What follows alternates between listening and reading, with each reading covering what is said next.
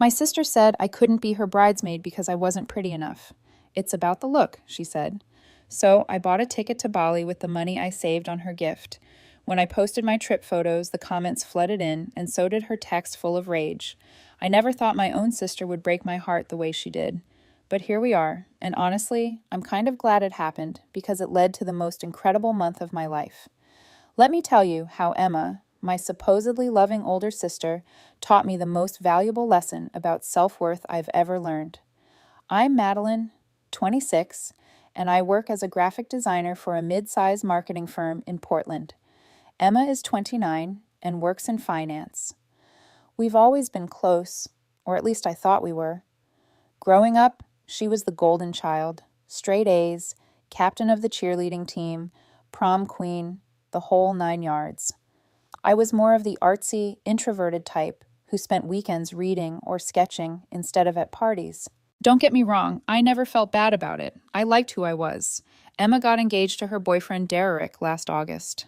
Derek's a decent enough guy, works in real estate, makes good money. The moment she showed me her ring, she started gushing about her dream wedding planned for the following June.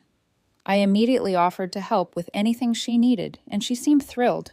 We spent hours looking at venues, tasting cakes, and browsing Pinterest boards. I even offered to design her wedding invitations for free, which she loved. "Of course you'll be my maid of honor," she said one evening while we were wedding dress shopping.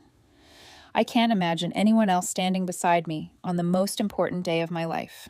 I was over the moon. I started planning her bachelorette party, researching bridesmaid dresses, and even put together a whole spreadsheet of wedding planning tasks. I was completely invested in making her day perfect. The first red flag should have been when she started making little comments about my appearance. "You know, Madeline, you should really try contouring. It would make your cheekbones pop. Or have you considered growing your hair out? Long hair is so much more feminine." I brushed it off as pre-wedding stress. Emma had always been image conscious, and I figured she was just projecting her anxiety onto everyone around her. Things got worse when she insisted on a bridesmaid boot camp. She wanted all her bridesmaids to lose 10 to 12 pounds before the wedding. When I mentioned that I was happy with my body and didn't want to diet, she got this tight smile on her face. "Madeline, I just want everyone to look their best. This day has to be perfect." I should have seen the writing on the wall, but I loved my sister and wanted to support her. I agreed to eat healthier and work out more, though I had no intention of crash dieting. The breaking point came in March, 3 months before her June wedding. Emma had invited me over for what I thought was going to be a bridesmaid dress fitting. Instead, she sat me down on her pristine white couch with a serious expression. "Madeline, I need to talk to you about something important." "What's up?" I asked, settling in with my cup of coffee. "I've been thinking a lot about the wedding party, and I've made a difficult decision." She paused, looking everywhere except at me. "I don't think you should be my maid of honor anymore." My stomach dropped. "What? Why? Did I do something wrong? It's not about what you did. It's about the look I'm going for." She finally met my eyes, and I saw something in them I'd never seen before when she looked at me. Disappointment. My wedding photographer costs $5,000. The videographer is another $3,000. I'm spending a fortune on professional hair and makeup for everyone. This wedding is going to be featured in Portland Bride magazine. I stared at her, not understanding where this was going. "Madeline, you're my sister and I love you, but you're just not. Bridesmaid material. You don't photograph well. You've never been the glamorous type.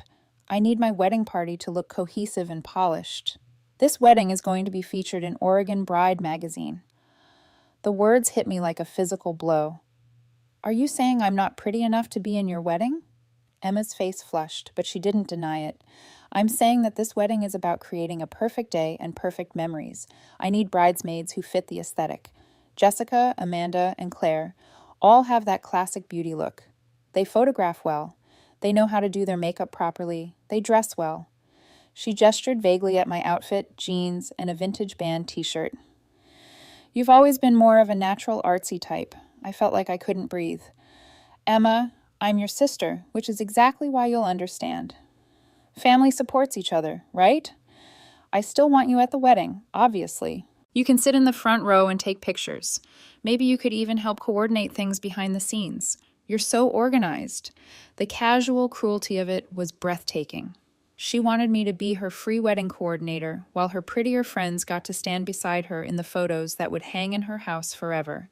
"I need some time to think about this," I managed to say. "Of course, I knew you'd understand.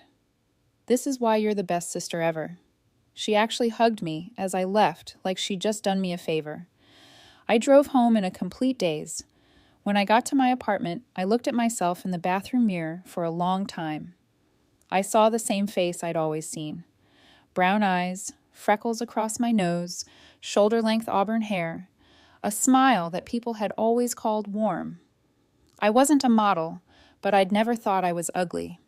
I'd had boyfriends, including my current relationship with Jake, who told me I was beautiful every single day. But apparently, I wasn't pretty enough for my own sister's wedding. That night, I called our mom. She said, "What?" Mom's voice pitched higher with each word I repeated. She wants me to coordinate instead of being a bridesmaid because I don't fit her aesthetic. There was a long pause. "Madeline, honey, I'm so sorry. I don't even know what to say. That's not the daughter I raised. I don't know what to do, Mom. You don't do anything. You hold your head high and you remember that your worth isn't determined by your sister's opinion. And if I'm being honest, I think Emma has gotten so caught up in this wedding that she's lost sight of what actually matters." After we hung up, I sat in my living room and cried. Not just for the hurt, but for the loss of the relationship I thought I had with Emma. The sister I'd admired and looked up to my whole life had just told me I wasn't good enough to stand beside her on the most important day of her life. But as the tears dried, something else started building in my chest. Anger, not just at Emma, but at myself for considering, even for a second, that she might be right. I thought about all the money I already spent on her wedding. The engagement party I'd thrown for her and Derek, $350. The bridal shower I'd co-hosted, $280. The bachelorette party in Vegas I'd organized and partially funded, $750. Not to mention the bridesmaid dress I'd already ordered, $180. The wedding gift I'd been planning to buy from their registry. The $450 KitchenAid mixer she'd been gushing about for months. I added it all up. $210. Over $2,000 I'd spent celebrating a woman who thought I wasn't pretty enough to stand next to her in photos. That's when I had my moment of clarity. I went to my laptop and canceled the wedding gift order, full refund. Then I went to Emma's registry and looked at all the expensive items she'd picked out. The luxury bedding, the fancy dinnerware, the high-end appliances. I closed the laptop without buying anything. Instead, I opened a new browser tab and started looking at flights to Southeast Asia. I'd always wanted to travel solo, but never had the money or courage. Well, now I had the money, and Emma had definitely given me the courage. Bali looked incredible. White sand beaches, ancient temples, lush rice terraces, yoga retreats, incredible food. I could get a round-trip ticket and stay for 3 weeks for about $2,200, perfectly using up all the money I've been planning to spend on Emma's wedding celebrations. I booked the trip that night. The next morning, I called Emma to tell her about my decision to decline being her wedding coordinator. "What do you mean you can't help coordinate?" she asked. "I mean I won't be available. I'll be in Bali for 3 weeks starting the Monday before your wedding." There was silence. "Bali? You're going to miss my wedding for a vacation? Emma, you made it very clear that my presence isn't important to you. You don't want me in your wedding party, so I decided to treat myself to something that will actually make me happy. But you're my sister. Of course, your presence is important enough to stand beside you." Another silence. "I thought so," I said. "Have a beautiful wedding, Emma. I'm sure your aesthetic will be perfect." I hung up before she could respond. The next few weeks were a whirlwind of preparation. I got my visa, bought travel gear, researched activities, and booked accommodations. I also requested 3 weeks of vacation time from my job. Thankfully, I've been saving up my days for something special, though I never imagined it would be this. I started working out more and eating better, not for Emma's aesthetic, but because I wanted to feel strong and confident for my solo adventure. Jake was incredibly supportive. "I'm proud of you for choosing yourself," he said. "What Emma said was inexcusable. You deserve so much better." My parents were torn. They understood my decision, but worried about the family drama it would cause. I told them I understood their position, but I wasn't going to pretend to be okay with Emma's treatment just to keep the peace. Word about my Bali trip started spreading through our extended family and friend circles. My cousin Maria called me outraged on my behalf. Emma did what? Are you kidding me? Madeline, you're gorgeous. And even if you weren't, you're her sister.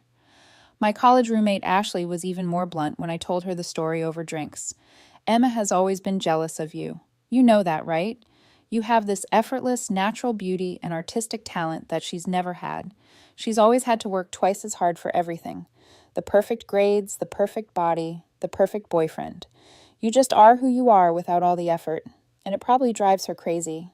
I'd never thought about it that way. Growing up, I'd always seen Emma as the successful one, the one who had everything together, but Ashley made me think about how much pressure Emma put on herself to be perfect in every area of her life.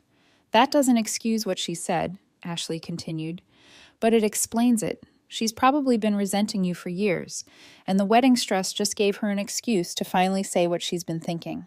That conversation made me realize that Emma's cruelty might have been building for a long time.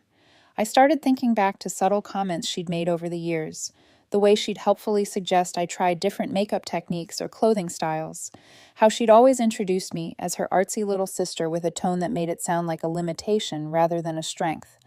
The more I thought about it, the angrier I became, not just at Emma, but at myself for not recognizing the pattern sooner. I'd been so focused on supporting her and maintaining our relationship that I'd ignored all the little ways she'd been undermining my confidence for years. Meanwhile, Emma was clearly not handling my absence well. She kept trying to get information about my trip through our parents and mutual friends. Mom told me that Emma had called several times, asking when exactly I was leaving and whether I was really going through with this. She seems genuinely panicked that you won't be there, Mom said during one of our phone conversations. I think she expected you to cave and agree to coordinate after all. Well, she was wrong, I replied. I was getting a pedicure, treating myself to some pre-trip pampering. I'm not changing my mind. 2 weeks before the wedding, Emma showed up at my apartment unannounced. I was in the middle of packing when I heard the doorbell. When I opened the door and saw her standing there with red eyes and a fake smile, my stomach dropped. Hi, Madeline. Can we talk? I considered not letting her in, but curiosity went out. Sure. She sat on my couch and looked around at my open suitcase and travel gear scattered across the living room. So, you're really doing this? Yes, I'm really doing this, Madeline. I've been thinking about our conversation, and I realize I might have come across the wrong way. I wasn't trying to say you're not beautiful. You know, I think you're beautiful. I was just stressed about the photos and the magazine feature and everything. You understand, right? I stared at her. Even now, she couldn't admit what she'd actually said. Emma, you told me I don't photograph well and that I'm not bridesmaid material. You said you needed bridesmaids who fit your aesthetic. What exactly do you think that meant? She looked uncomfortable. I just meant that the photographer has a very specific style, and I wanted to make sure everyone looked cohesive in the photos. It wasn't personal. How is telling your sister she's not pretty enough to be in your wedding party not personal? I never said you weren't pretty enough.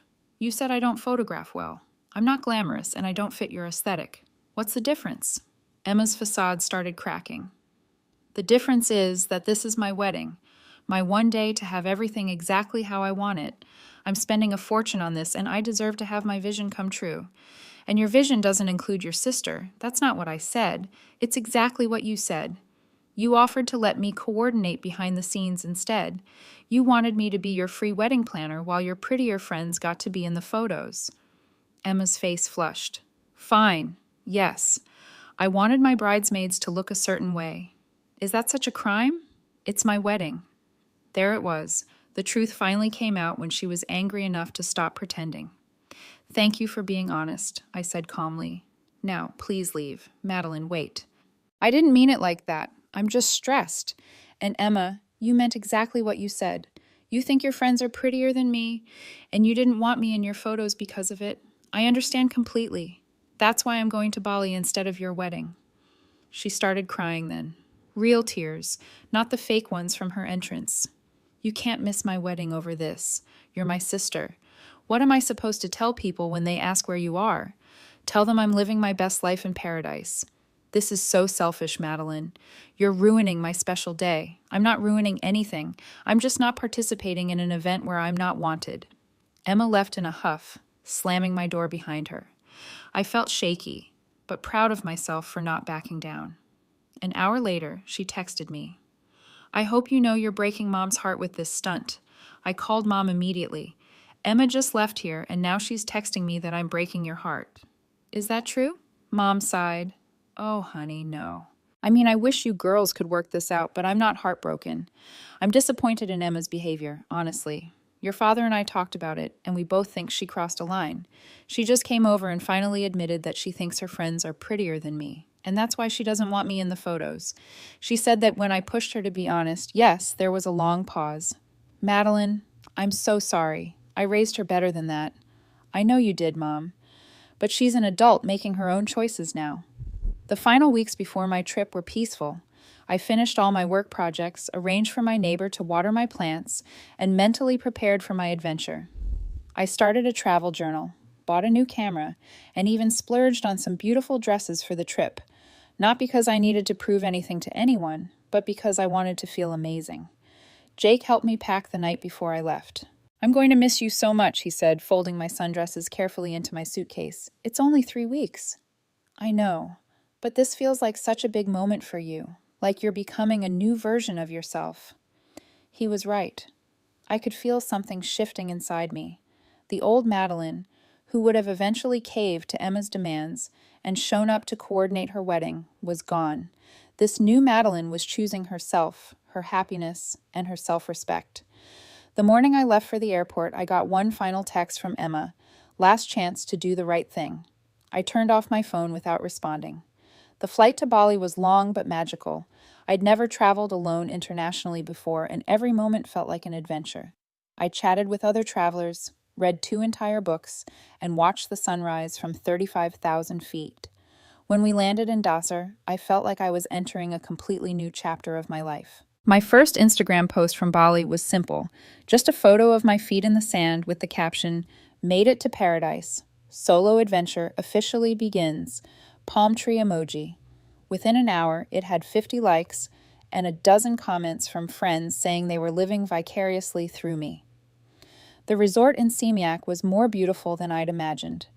My room had a private terrace overlooking the ocean, and I spent my first evening just sitting there watching the sunset, feeling incredibly proud of myself for being there. That first week flew by in a blur of new experiences. I took a sunrise yoga class on the beach every morning, spent afternoons reading by the pool or exploring local markets, and tried a new restaurant every night. I got a traditional Balinese massage, learned to make authentic nasi goreng in a cooking class, and even tried my hand at surfing. But the most transformative part wasn't the activities. It was the way I felt about myself. Away from Emma's criticism and judgment, I started seeing myself through fresh eyes. The other travelers I met were so warm and welcoming, constantly complimenting my adventurous spirit and positive energy. The local people were incredibly kind, often telling me I had a beautiful smile or peaceful aura. One evening, I was having dinner at a beachfront restaurant when a woman at the next table leaned over. "I hope you don't mind me saying, but you have such a radiant energy. Are you celebrating something special?" "Just celebrating myself, I guess," I said, and realized how true that felt. "Well, whatever you're doing, keep doing it. You're absolutely glowing." I started posting more frequently, sharing photos of temples I visited, food I tried, and adventures I went on. Each post got more engagement than the last, with friends and acquaintances commenting about how happy and beautiful I looked. When I moved to Ubud for my second week, I felt like a completely different person than the one who had boarded the plane in Portland. I was tan, relaxed, confident, and genuinely happy in a way I hadn't been in months. I signed up for a photography workshop and learned techniques that made my travel photos even more stunning. It was in Ubud that I met Christina, a travel blogger from Australia who became a fast friend. She looked at my Instagram account one evening over dinner and shook her head in amazement. "Your engagement is incredible," she said, "and your photos are gorgeous. Have you considered starting a travel blog?" "I'm a graphic designer, not a writer. You're clearly a natural at this. Look at these captions. They're inspiring without being cheesy. And your photo composition is really good. That conversation planted a seed that would grow into something bigger after I returned home. The third week in the Gili Islands was pure magic. The water was the clearest I'd ever seen. The beaches were pristine, and I felt completely at peace with my decision to be there instead of at Emma's wedding. I'd made friends from different countries, had incredible adventures, and most importantly, had fallen back in love with myself. It was on Gili Trawangan that I took the photo that would change everything. The sunset beach shot in the white dress that I posted on Emma's wedding day. I almost didn't share it because it felt almost too beautiful, too perfect. But something told me to post it with that caption about choosing yourself, and I'm so glad I did. The response was immediate and overwhelming. People weren't just liking the photo, they were sharing it, commenting with paragraphs about how inspiring it was, and messaging me privately to tell me their own stories of choosing themselves over toxic family members or friends. The week before Emma's wedding, I posted a photo on Instagram of my boarding pass with a caption, "Solo adventure begins now. 3 weeks in paradise." I tagged Bali and added hashtags about solo travel and self-love. The responses were overwhelmingly positive. Friends commented about how brave I was, how jealous they were, how they wanted to plan their own solo trips. It felt good to see so much support. Bali exceeded every expectation. I stayed in a beautiful resort in Seminyak for the first week, then moved to Ubud for a more cultural experience, and finished my trip in the Gili Islands for some serious beach time. I did yoga at sunrise, got massages on the beach, took a cooking class, visited ancient temples, hiked through rice paddies, went snorkeling, learned to surf, and ate the most incredible food. I met amazing people from all over the world and had conversations that lasted until dawn. But more than the activities, it was the feeling of complete freedom and self-acceptance that made the trip magical. I felt beautiful in a way I hadn't in months. Not because of how I looked, but because of how I felt. Strong, independent, adventurous, capable. I posted photos regularly throughout my trip. Sunset shots from yoga sessions, pictures of colorful temple offerings, me laughing with new friends over dinner, surfing shots that Jake helped me caption with humor, photos of the incredible food, and scenic shots of rice terraces and beaches that looked like postcards. The response grew steadily. Each post got more likes and comments than I'd ever received before.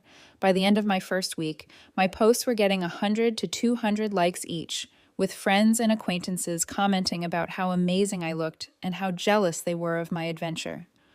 People started sharing my posts in their stories and tagging friends they thought would be inspired by solo travel. On what would have been Emma's wedding day, Saturday, June 15th, I posted a photo of myself at sunset on a pristine beach in Gili Trawangan. I was wearing a flowing white dress I'd bought at a local market. My skin was golden from 3 weeks of sun, my hair in natural beach waves, and I was genuinely smiling. I looked relaxed and radiant in a way I'd never seen in photos of myself before. The caption read, "Sometimes the best decision is choosing yourself. 3 weeks of solo travel in paradise has reminded me that beauty comes from feeling confident, adventurous, and free. Grateful for this incredible journey and all the amazing people I've met along the way. Hashtag Bali vibes, hash solo travel, hash I'm choosing. Myself. Wanderlust. Beautiful life." Within 2 hours, that post had more likes and comments than anything I'd ever shared. Friends, coworkers, acquaintances, even people I barely knew were commenting, "You look absolutely radiant. This is the most beautiful I've ever seen you. Goals. You're glowing. What an inspiration." The engagement kept growing throughout the day as people shared it and tagged others. That's when the texts from Emma started. I had unblocked her number the day before, curious to see if she would reach out on her wedding day. The first one came at 11:20 p.m., Bali time, 8:20 a.m., Portland time, right after her wedding ceremony would have ended. "Really? You're posting beach photos on my wedding day? Then, do you have any idea how selfish you're being?"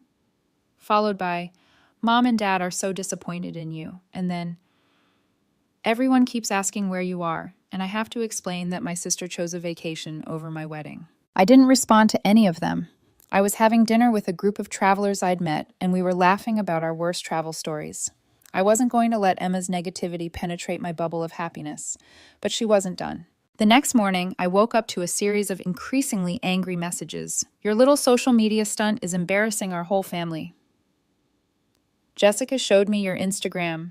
You're really going to pretend like you're some kind of travel influencer now? You look desperate for attention.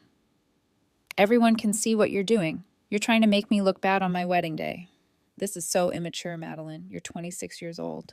And then the message that made me actually laugh out loud. You know what? I'm glad you weren't in my wedding. You clearly don't know how to be supportive or put family first. Derek said his sister would never pull something like this. I screenshotted that last message and showed it to my new Australian friend, Katie, over breakfast. Your sister sounds like a piece of work, she said. You dodged a bullet not being in that wedding. The messages continued throughout the day. Emma was clearly obsessing over my social media presence instead of enjoying her honeymoon. Each text was angrier than the last, accusing me of everything from jealousy to attention-seeking to deliberately trying to ruin her special day. I finally responded with a single message. Emma, I'm sorry you're not enjoying your honeymoon. I hope when you get back, you can reflect on how we got to this point. I love you, but I won't accept being treated as less than. Enjoy married life. Then I blocked her number again and went snorkeling. The Instagram post from Emma's wedding day continued to gain traction throughout my remaining week in Bali. By the time I flew home, it had over 400 likes and 75 comments. People were sharing it in their stories and tagging friends. A few travel bloggers even reached out asking about my itinerary. But the best part wasn't the social media attention. It was how I felt about myself. 3 weeks of solo travel had reminded me who I was outside of my family's opinions. I was capable, adventurous, intelligent, and yes, beautiful. Not because I fit some narrow standard of conventional attractiveness, but because I was living authentically and fearlessly. When I got back to Portland, Jake picked me up from the airport with flowers. You look incredible, he said, spinning me around. Like, seriously, you're glowing. I feel incredible, I told him, and I meant it. My parents came over for dinner the next night. Mom hugged me tight and said, I'm proud of you for standing up for yourself. Emma called during the honeymoon, and honestly, she sounded unhinged. She kept talking about your Instagram posts instead of her own wedding. She's hurt, Dad said diplomatically. But what she said to you was wrong. No sister should ever make another sister feel that way. The full fallout came when Emma returned from her honeymoon. She'd apparently spent a good portion of her time in Mexico, checking social media and getting increasingly angry about the positive response to my travel posts. When she got back, she called my mom crying. Madeline is trying to upstage me, she sobbed. She planned this whole trip to get attention on my wedding day. Look at all the comments on her photos. People are acting like she's some kind of inspiration when she abandoned her family. Mom, to her credit, didn't coddle her. Emma, Madeline went on that trip because you told her she wasn't pretty enough to be in your wedding. If you wanted her there, you shouldn't have been so cruel. I never said she wasn't pretty enough. You said she didn't fit your aesthetic and couldn't be in the photos. What exactly did you think that meant? The conversation apparently went downhill from there, with Emma accusing everyone of taking my side and not understanding how stressful wedding planning had been. 2 weeks after she returned, Emma finally reached out to me directly. She'd unblocked herself and sent a long text message. Madeline, I've been thinking a lot about everything that happened. I know you're angry, and maybe I could have handled things better, but you have to understand the pressure I was under. This wedding cost us $60,000. I needed everything to be perfect. I wasn't trying to hurt you. I was just trying to make good decisions for my big day. I think we both said things we didn't mean, and I'm willing to forgive you for missing my wedding, if you're willing to forgive me for the bridesmaid situation. Can we please just move past this? I miss my sister. I stared at that message for a long time. Even in her attempt at reconciliation, she was making it about her stress, her wedding, her needs. She was willing to forgive me for choosing not to attend an event where I'd been told I wasn't good enough to participate. I called Jake before responding. What do you think I should do? What do you want to do? He asked gently. I want my sister back, but I want the sister who would never have said those things to me in the first place. Maybe this is an opportunity to set some boundaries, he said, and see if she's willing to actually change. I thought about that conversation for days before responding to Emma. When I finally did, I kept it simple. Emma, I love you and I want to have a relationship with you. But that requires you to understand why what you said was so hurtful and to genuinely apologize for it. You didn't just exclude me from your wedding party. You told me I wasn't attractive enough to be in your photos. That's not about wedding stress. That's about how you see me as a person. If you want to rebuild our relationship, we need to start with honesty about what actually happened. Her response came quickly. I apologized. I said I could have handled it better. What more do you want from me? And that's when I realized Emma genuinely didn't understand what she'd done wrong. In her mind, she'd made a reasonable decision about her wedding aesthetic, and I'd overreacted by choosing to travel instead of attending. I decided to give her one more chance to understand. I sent her the Instagram post from her wedding day, along with screenshots of some of the comments. This is what people said about how I looked on your wedding day. These are people who know both of us. Do you still think I wasn't pretty enough to be in your photos? She never responded to that message. It's been 6 months since Emma's wedding, and we still aren't really speaking. We exchange pleasantries at family gatherings, but the closeness we once had is gone. It makes me sad, but I'm not willing to pretend her behavior was acceptable just to maintain a relationship. The unexpected silver lining is how much that trip changed my perspective on everything. I continued traveling solo, taking weekend trips around the Pacific Northwest, and planning another international adventure for next year. I started a travel Instagram account that now has over 1,200 followers, a modest but engaged community of people interested in solo travel and self-empowerment. I even picked up some freelance work designing travel guides and social media content for local tourism companies. More importantly, I learned to trust my own judgment about my worth. Emma's opinion of my appearance says nothing about me and everything about her insecurities and priorities. The hundreds of people who commented on my travel photos telling me I looked beautiful and inspiring aren't wrong. The way Jake looks at me every day isn't fake. The confidence I feel in my own skin isn't an illusion. A few weeks ago, I ran into Jessica, one of Emma's bridesmaids, at a coffee shop. She looked genuinely uncomfortable when she saw me. Madeline, hi, how are you? I'm great, Jessica. How are you? Good, good. I just wanted to say I felt really bad about what happened with the wedding. Emma was so stressed, and I think she made some decisions she probably regrets now. I appreciated that she was trying to be diplomatic. I hope she's happy, I said, and I meant it. She is, but I don't know. Things haven't been the same in our friend group since then. A few of us felt really uncomfortable with how she handled everything with you. Interesting, I said with a small smile. Emma's quest for the perfect aesthetic apparently had consequences beyond just losing her relationship with me. Well, I hope things work out for everyone, I added, and I hope Emma learned something from it all. Jessica nodded.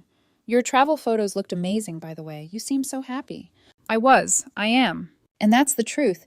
Emma wanted a perfect wedding with perfect photos and perfect memories. She got that, as far as I know. The professional photos from her wedding were beautiful. She looked stunning. Derrick looked happy. And her chosen bridesmaids all fit her aesthetic perfectly. But I got something better. I got self-respect, adventure, confidence, and the knowledge that I don't need anyone's permission to be beautiful or worthy of love and celebration. Sometimes I wonder if Emma ever looks at those perfect wedding photos and thinks about the sister who isn't in any of them. I wonder if she regrets choosing aesthetics over family, perfection over love. But mostly, I don't think about Emma's wedding at all anymore. I'm too busy planning my next adventure and living a life that makes me feel beautiful inside and out. The best revenge, it turns out, isn't plotting against someone who hurt you. It's living so well that their opinion becomes irrelevant. Emma thought I wasn't pretty enough for her perfect day, but Bali taught me that I'm beautiful enough for my own perfect life. And that's a lesson worth more than any bridesmaid dress.